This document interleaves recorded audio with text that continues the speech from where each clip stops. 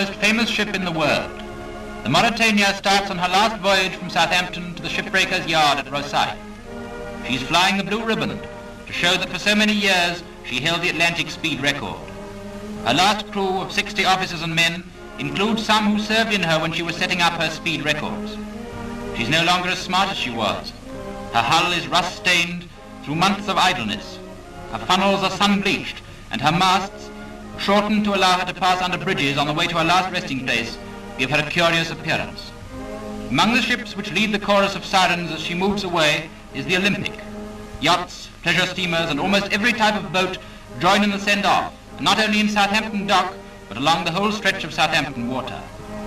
And so she leaves us, to make way for younger ships, and particularly for the Queen Mary, whom we all hope will soon be carrying on the traditions of Britain on the sea.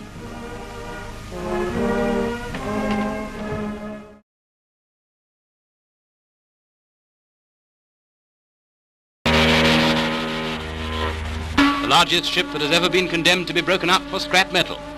She was built in a German yard named the Imperator and launched 2 years before the war by ex-Kaiser Wilhelm. When war broke out, she was laid up in Hamburg. When the war was over, she became the property of the Allies as part of the reparations. She was renamed the Berengaria and became one of the proudest ships of the Cunard transatlantic fleet.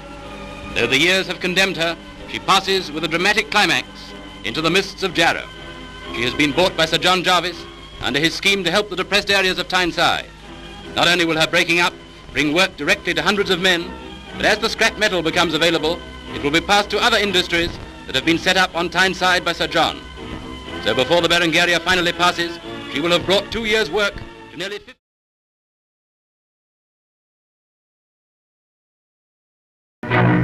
She's ready for her last voyage, Britain's largest merchant ship except for the Queen Mary. And at Southampton she flies the Blue Peter for the last time. She was the Majestic, the great liner that has carried so many thousands in luxury across the Atlantic. The old name on her bow has been painted out, for she is to be known as HMS Caledonia. And as she prepares to leave, the Aquitania comes in on her way to dry dock. The Majestic, or rather the Caledonia, is to be a naval training ship at Rosyth, a sort of floating barracks for some 2,000 boys. Her masts and funnels have been cut to allow her to pass under the Forth Bridge.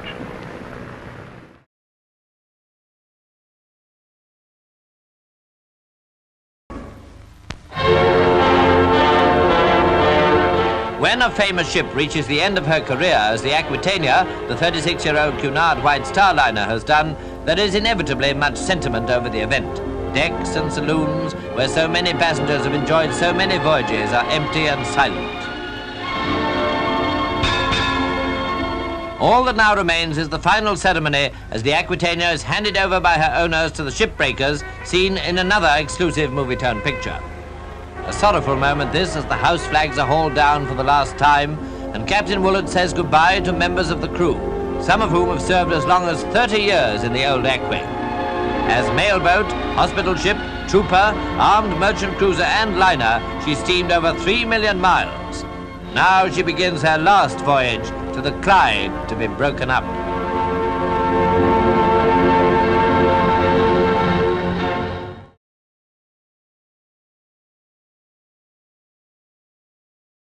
Southampton. This really was it. The day had at last come when the Queen Mary was leaving home for good. The old lady of the Atlantic was being readied to set sail for a new berth on the other side of the world. On the bridge, Sir Basil Smallpiece, chairman of Cunard, and Captain Treasure Jones had a few moments of nostalgia as departure time neared.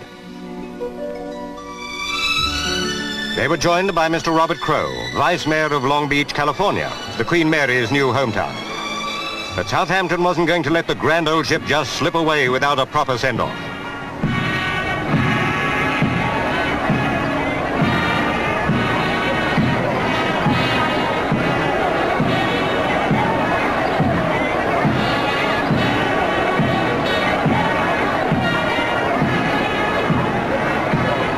For the very last time, her main gangway was removed. The last physical link with British soil was gone.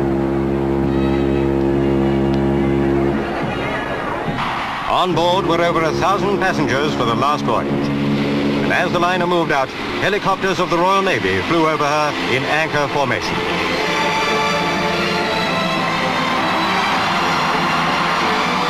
Majestically, she slid out into Southampton water.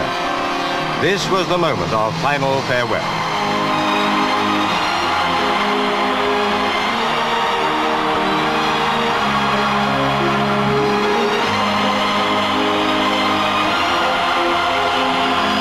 From the people of the land of her birth, and from the Royal Navy came the final honor for the greatest...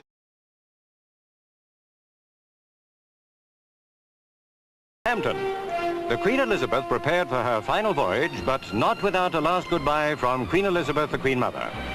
Sir Basil Smallpiece, chairman of Cunard, accompanied Her Majesty on this parting of the ways. At her own request, the Queen Mother was taking a last look at the great liner. It was 30 years since she had cracked a bottle of champagne over its bows at Clydebank and sent the ship, which bore her name, down the slipway. Now the 83,000-ton ocean giant was near the end of the line. Another Queen Elizabeth would rule the seas. With Commander Marr, the liner's captain, the Queen Mother toured the ship, which, she said, will remain as a symbol of all that is best in the British Merchant Navy. After her final cruise, she will sail for a new permanent berth off the Florida coast. Later that night, a place in philatelic history was secured for them when 7 former masters of the Queen Elizabeth autographed 36 commemorative envelopes stamped and franked aboard the ship during her last transatlantic voyage. Captain Treasure Jones was also the last master of the Queen Mary.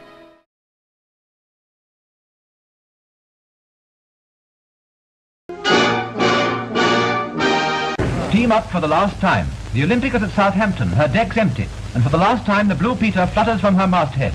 The old White Star liner is sailing on her last voyage, en route for Jarrow and the shipbreakers, but there is no send-off.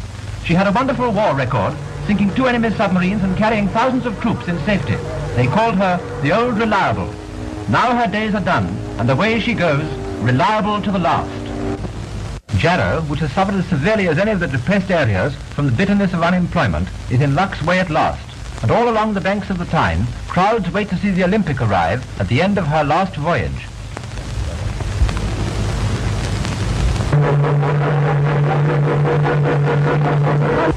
The 46,000-ton liner is on her way to the shipbreaking yard and brings 18 months' work and £100,000 in wages to the hard-hit town. So the tragedy of the Olympic's last trip becomes a journey of good omen for the Tynesider.